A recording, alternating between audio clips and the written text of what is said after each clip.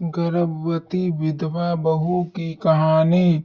गांव के अंतिम छोर पर एक पुराना साफ सुथरा घर था, जहां सरिता अपनी सासू माँ के साथ रहती थी।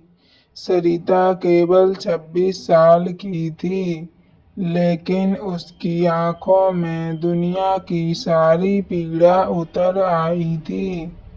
2 साल बाद उसके पति अमन की सड़क दुर्घटना में मृत्यु हो गई थी।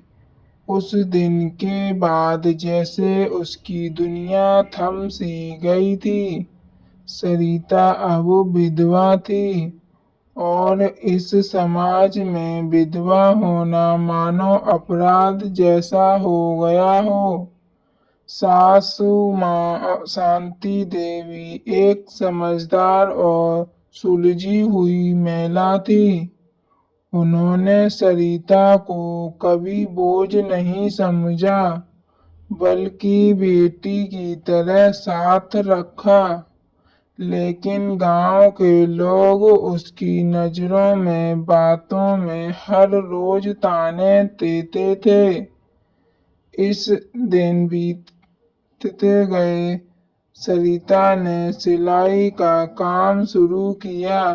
घर के खर्च का कुछ हिस्सा वो भी उठाने लगी थी और कुछ औरतें उसके पास काम देने आती थीं। पर पीठ पीछे वही औरतें उसके चरित्र पर सवाल भी उठाती थीं। एक दिन गांव में एक खलबली मच गई। बात आई कि सरिता गर्भवती है। एक विधवा बहू पेट से कैसे हो सकती है? जरूर कुछ गलत किया होगा। इसे अब घर से निकाल देना चाहिए। गांव की औरतों ने अपने पतियों के कान भरने शुरू कर दिए। पंचायत बुलाने की मांग उठी। शांति देवी चुप थी, लेकिन उसकी आंखों में तूफान था। उन्होंने सरिता से कुछ नहीं पूछा, सिर्फ उसका माथा चूम लिया। पंचायत बैठी। गांव का प्रधान, जो कभी अमन का दोस्त हुआ करता था, अब उसकी ऊंची आवाज में बोल रहा था। हमारी संस्कृति में ऐसी औरत को नहीं रखा जाता। ये गांव की बदनामी है। सरिता शांत खड़ी रही। किसी की आंखों में आंखें डालकर उसने कोई सफाई नहीं दी। अंत में प्रधान ने कहा, सरिता को गांव छोड़ देना होगा। आज रात तक इसका फैसला हो जाना चाहिए। शांति देवी खड़ी हुई। आवाज भले ही धीमी थी, लेकिन शब्दों में आग थी। किसने कहा कि विधवा औरत औरत नहीं होती? किस किताब में लिखा है किस कि वह प्यार नहीं कर सकती? सरिता ने अगर कोई रिश्ता बनाया भी है, तो क्या उसमें सिर्फ उसकी गलती है? क्या उसके जीने का हक नहीं है? लोग चुप हो गए।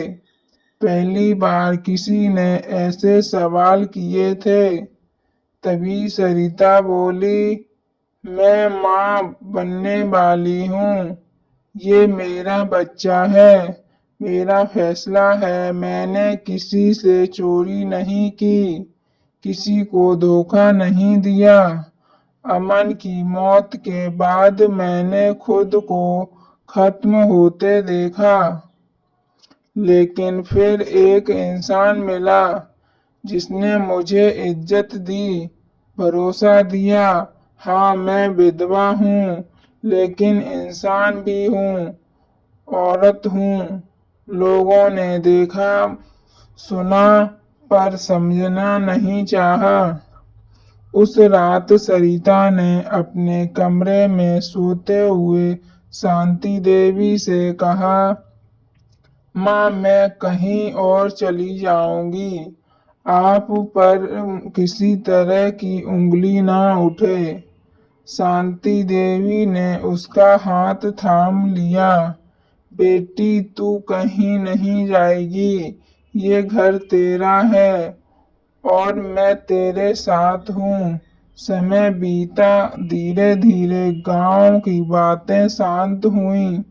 कुछ औरतों ने अंदर ही अंदर सरिता को हिम्मत का सहारा। बच्चा पैदा हुआ, एक प्यारी सी बेटी। जब लोगों ने शांति देवी को उस बच्ची को गोद में खिलाते देखा तो वह भी मुस्कुरा उठे। सरिता ने न केवल अपने लिए बल्कि कई औरतों के लिए एक नई राह खोल दी थी। एक नई सुबह की तरह जो भले ही धीरे धीरे आती है लेकिन रोशनी जरूर फैलाती है। यह कहानी समाज में व्याप्त पुराने रूढ़िवादी सोच और सवाल उठाती है। विधवा होना जीवन का अंत नहीं है और एक औरत के फैसलों को समझने और स्वीकार करने का समय अब आ गया है। सरिता की तरह हर स्त्री को अपने सम्मान और अधिकार के लिए खड़े होने की जरूरत है। अगर हमारी ये कहानी पसंद आई हो तो लाइक कर दें, कमेंट कर दें और लोगों के पास शेयर करें और चैनल को सब्सक्राइब कर लें ताकि रोज नई वीडियो ऐसी सुनने को मिल सके।